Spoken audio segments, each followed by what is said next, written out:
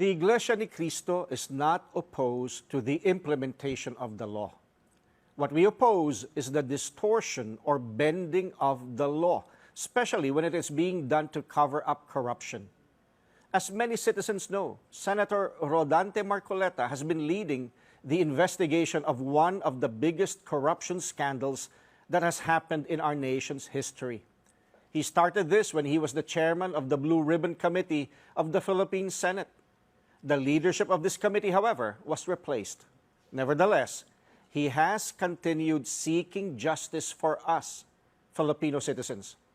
What we find surprising is why it is Senator Marcoleta who has been pushing forward to expose those involved in the massive theft in the Philippines, who has a case being filed against him and is being threatened with imprisonment, and not the ones who have been exposed. Senator Marcoleta is being charged with plunder, which is a non-bailable offense. This means that they plan on incarcerating him with no possibility of bail until his trial is concluded. To put it simply, Senator Marcoleta would be rendered unable to continue the expose of those involved in the plunder of government funds that took place. How did receiving campaign donations become plunder, when in fact the donation that he received was not from public funds, but from private citizens who supported his candidacy as senator? COMELEC itself has already issued a decision clearing his acceptance of campaign donations of any violation or crime. The Iglesia ni Cristo supports the advocacy of Senator Marcoleta because this is also our position. We are calling for transparency, accountability, justice, and peace. Thus, we want to convey to those concerned that even if they imprison Senator Marcoleta, we will not stop demanding for justice for our countrymen whose money the corrupt has stolen. We want them to know that selective justice is an injustice, and for the sake of all our countrymen, we will not keep quiet in the face of these acts of trampling justice. Ito ang kapatid na Edwil Sabala. Ka Edwil, magandang umaga po. Magandang umaga po, Ka Nelson. Apo. Ito pong pagdagsa ng mga tao sa White Plains, sa Quezon City, at meron ding nakita dyan sa Liwasang Bonifacio, ang iba po inatanong na sila daw po pala ay membro ng Iglesia ni Cristo. Ano po bang dahilan? Bakit nagtungo doon ang ilan nating kababayan at kasama ang mga miyembro ng INC? Magandang katanungan po, at dala-dala ko nga po ang statement na nais kong basahin ngayon sa mga nanonood sa atin. Narito po ang statement ng Iglesia ni Cristo. Hindi tutol ang Iglesia ni Cristo sa pagpapatupad ng batas, pero tutol kami sa pagbaluktot sa batas, lalo na kung ang layunin ay para pagtakpan ang katiwalian. Gaya ng alam ng marami, si Senator Dante Marcoleta ay nanguna sa pag-iimbestiga sa isa sa pinakamalaking pandarambong na naganap sa ating kasaysayan. Sinimulan niya ito nang siya pa ang chairman ng Blue Ribbon Committee ng Senado. Subalit, pinalitan ng liderato ng kumiting ito. Gayunpaman, itinuloy niya ang paghahanap ng hustisya para sa atin na mga mamamayan. Ang ipinagtataka namin ay kung bakit siya na nagsusulong sa pag-expose ng mga sangkot sa napakalaking pagnanakaw sa Pilipinas ang kakasuhan at ipakukulong sa halip na ang mga na-expose. Ang ikinakaso kay Senator Marcoleta ay plunder, na isang non-bailable crime. Sa makatwid, ipakukulong siya at hindi pwedeng magpiyansa hanggang hindi natatapos ang pagliliti sa kanya. Sa madaling salita, ay hindi na niya maitutuloy ang paglalantad o pag-expose sa mga sangkot sa pandarambong na naganap. Pero, paanong naging plunder ang pagtanggap ng campaign donation o campaign contribution? Hindi naman galing sa kabangyaman ng Pilipinas ang tinanggap niyang donation mula sa mga sumuporta sa kanyang pagkandidato bilang senador. At mismong ang COMELEC ay naglabas na ng desisyon na walang krimen na naganap sa pagtanggap niya ng campaign donation. Sinusuportahan ng Iglesia ni Cristo ang itinataguyod ni Senator Marcoleta dahil ito rin ang posisyon namin. Nananawagan kami para sa transparency, accountability, justice, and peace.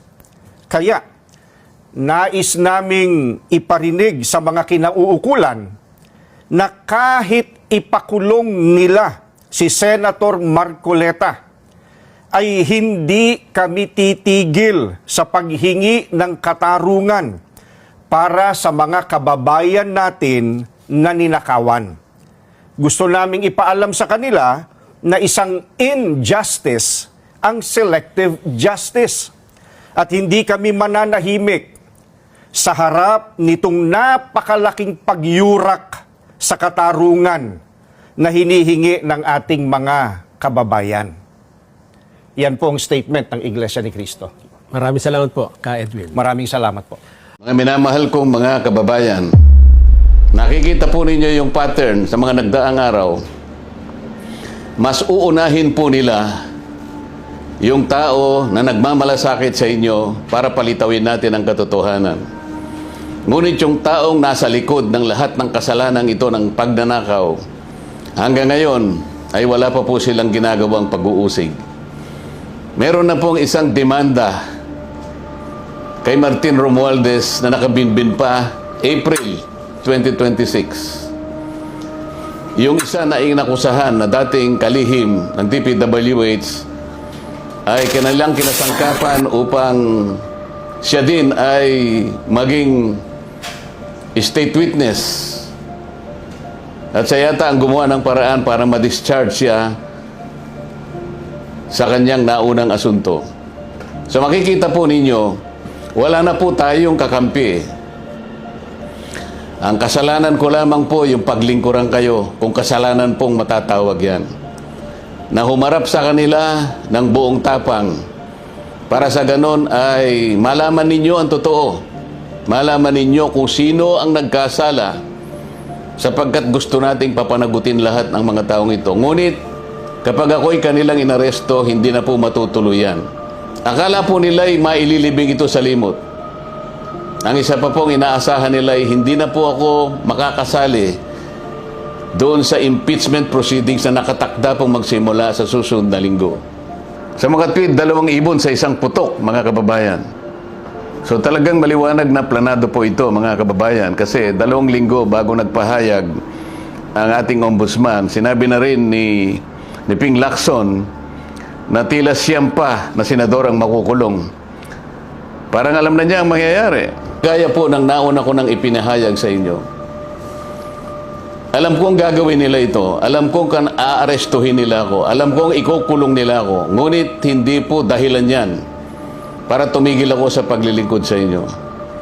Kasi po iisa lang ang paraan ko upang paglingkuran ng taong bayan dahil sa pagtitiwalang ibinigay nyo sa akin. Malit na bagay po ang sakripisyo na aking haharapin. Kung ang katumbas po nito ay maipakita natin ang kahalagahan ninyo bilang mamamayan ng ating bansa. Kahit po sa mahirap na kalagayan natin ito, mga kababayan, pinakikiusap ko sa inyong lahat, wag po tayong pumayag na basta-basta na lang nila baluktutin ang katwiran. Alam ko po ang promotor nito ay ang ating ombudsman sapagkat nung kami po ay nagtatalo-talo sa bulwagan ng Senado, isa sa amin ang nagsabi na sometimes we have to bend the law. At sumagot po yung ombudsman nang tinanong siya kung tama ang kanyang sinabi.